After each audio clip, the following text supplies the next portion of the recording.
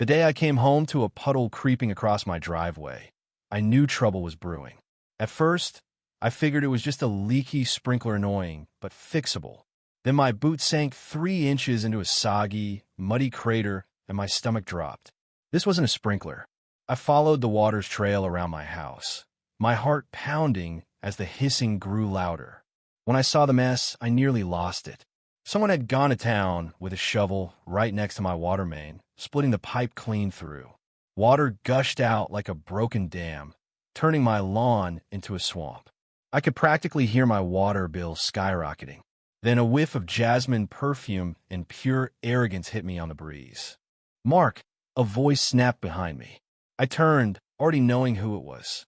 There stood Sil V.Y. Hawthorne, the HOA's self-crowned queen and neighborhood tyrant. Her arms were crossed, her chin tilted like she owned the block. You can't just plant unapproved trees over utility lines. I had to act. I blinked, trying to keep my cool. "You dug up my yard?" I said, my voice tight. "I didn't dig," she sniffed, brushing her pristine blazer. "I Super VY said. My cousin did the work. It's in the HOA's beautification code, section 4.1. That maple was a hazard." "A hazard?" "It was a sapling I'd planted 2 years ago, barely taller than my mailbox." "You broke a city water line, Sil VYA," I said, pointing at the geyser. "That's illegal." She waved me off. "Oh, please. No one's arresting me for landscaping." By the time the water department shut off the line, the damage was done. My yard was a mud pit, my house had no water, and my bill was going to be a nightmare. The next morning, Sil VY had the nerve to slip a letter under my door official HOA stationery, fining me for landscape disruption and unauthorized plumbing changes. That was the last straw. I grabbed my phone, snapped photos of the pipe, the muck, the shovel marks. My security camera had caught Sil VY pointing like a drill sergeant while her sketchy cousin hacked to the ground. I called a plumber to fix the pipe, then dialed my sister, Lauren, a lawyer who knew municipal codes like the back of her hand. "She did what?" Lauren said, her voice sharp. "On your property, without a permit?" "Oh, Mark, this is going to be good." I filed a CIVYL suit, that weak property damage, trespassing, utility interference. Sil VY didn't even show up to the first hearing, sending some smug statement about HOA immunity. Lauren wasn't fazed, and neither was the judge. We got a court order for HOA records, and what we found was a goldmine of corruption. Sil VY had been running the show, solo issuing fines, greenlighting her own pet projects, ordering compliance checks without a single board vote. Half the board didn't even know. It was like she thought she was the mayor of our cul-de-sac. The morning of the big hearing, I walked in with Lauren and a stack of EVY Denke thicker than a dictionary. She'd organized it into color-coded folders, each tabbed and cross-referenced with HOA bylaws. Sil VY strolled in 15 minutes late, decked out in a mint green suit, towing a briefcase that probably held nothing but her ego. Her cousin slunk in behind her, popping gum like he was auditioning for a bad MOVY. The judge barely glanced up until Sil VY loudly asked if the court had coffee. Lauren whispered, "She's toast." We didn't lead with the pipe or the trespassing. Lauren went straight for the jugular, a financial audit. The court order had pried open 5 years of HOA ledgers, and they were a mess. Sil VY had paid her cousin overdue law $40,000 for landscaping consulting in 2 years and signed by the board. She'd written checks to a non-existent company called Bright Path Solutions, which, surprise, traced back to a bank account in her maiden name. When Lauren dropped that bomb, Sil VY's face froze, her blinks rapid as a strobe light. The judge leaned forward, glasses slipping. "You're saying the HOA VYC president funneled community dues in her own pocket?" he asked. Lauren nodded. "We have the bank records, Your Honor, and complaints filed with the city, all tied to her." The judge called a recess. Sil VY stormed into the hallway, her heels clacking like gunfire. I followed, unable to resist. She spun on me. "This is harassment." "No," I said, stepping closer. "This is you getting caught. You bullied people, stole from us, and trashed my property. You're lucky we didn't go for fraud charges." Her cousin tried to puff up, but Lauren appeared, cool as ice. Back off, she told him. You're named in the suit for illegal excavation. You touched utilities without a license, and your cousin had no authority to order it. He shrank like a pop balloon. Back in court, the judge didn't waste time. He slapped Sylvia with an injunction, barring her from any HOA role, and sent her financial shenanigans to the DA. The HOA board, finally waking up, held an emergency meeting. They axed Sylvia's position, froze the accounts, and called for an independent audit. Lauren pushed for damages repair costs, 2 days without water, lawn restoration, even emotional distress. The court gave me everything, plus a chunk for the stress. But the real Tory came at the community town hall 2 weeks later.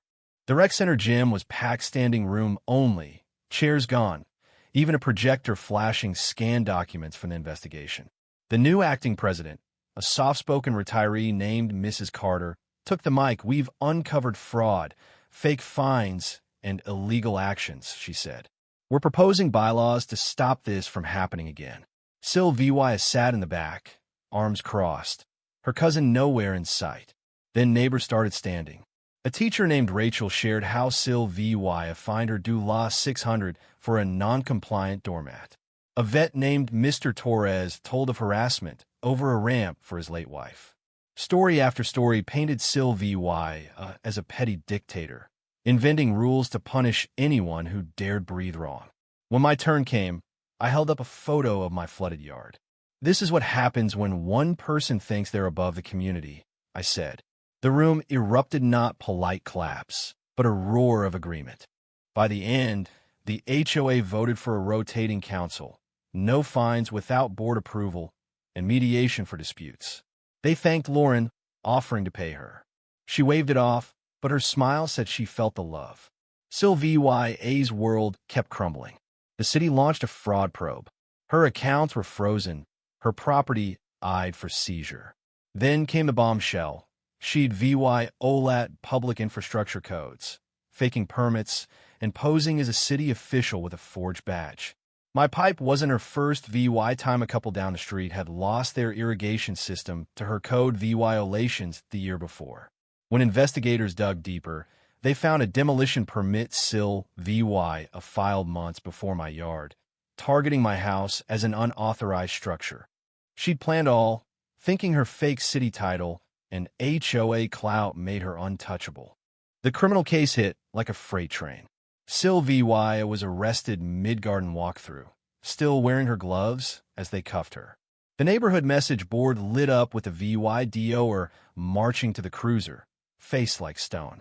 She faced 5 counts: misappropriating funds, forging permits, endangering utilities, obstructing HOA governance, and impersonating an official. The feds piled on mail fraud for her fake notices. Lauren handed over documents to the U.S. Attorney's Office, pro bono, saying justice was her paycheck. The second trial was bigger, in a county courthouse with reporters scribbling in the back. I testified, detailing the pipe, Sylvia's smugness, the fraudulent permit tied to my address. The real clincher was the city's digital log, showing Sylvia used an unauthorized code to access restricted forms. She clammed up when asked how she got it. The jury didn't blink, guilty on all counts. The judge gave her 10 years, no early release. Her house was seized, sold to a sweet couple who planted sunflowers and hung a welcome friend sign. I left them bread and a note, feeling lighter than I had in months. The neighborhood changed, not with fanfare, but in quiet, real ways. Mailboxes bloomed in bright colors. Kids drew hopscotch grids without fear of fines. The community garden grew tomatoes, not grudges. The new HOA board set up open meetings under a canopy, no suits, just notebooks and water pitchers. Theo, a retired analyst turned board head, treated the HOA like a puzzle to solve, not a kingdom to rule.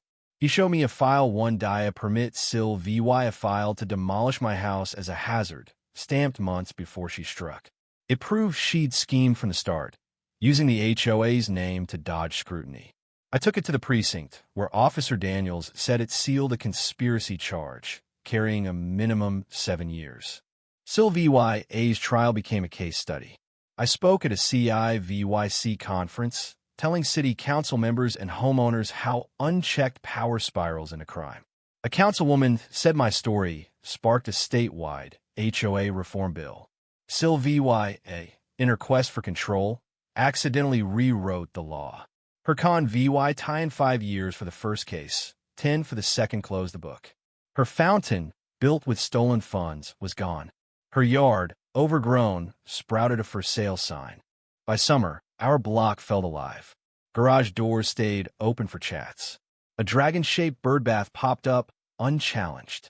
The HOA's new charter capped terms, recorded meetings, and required audits. I joined the mediation panel, settling disputes like a shrub standoff with handshakes and lemonade. A mural went up on the rec center, kids on bikes, colorful mailboxes, a tree with roots deep and branches wide, captioned, "We grow stronger together." Standing on my porch at dusk, I felt it.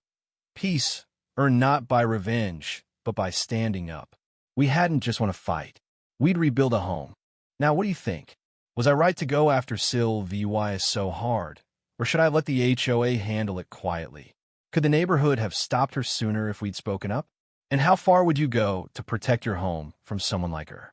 Drop your thoughts below, hit that like button, and subscribe for more stories that'll make you cheer, rage, and maybe check your own HOA's fine print.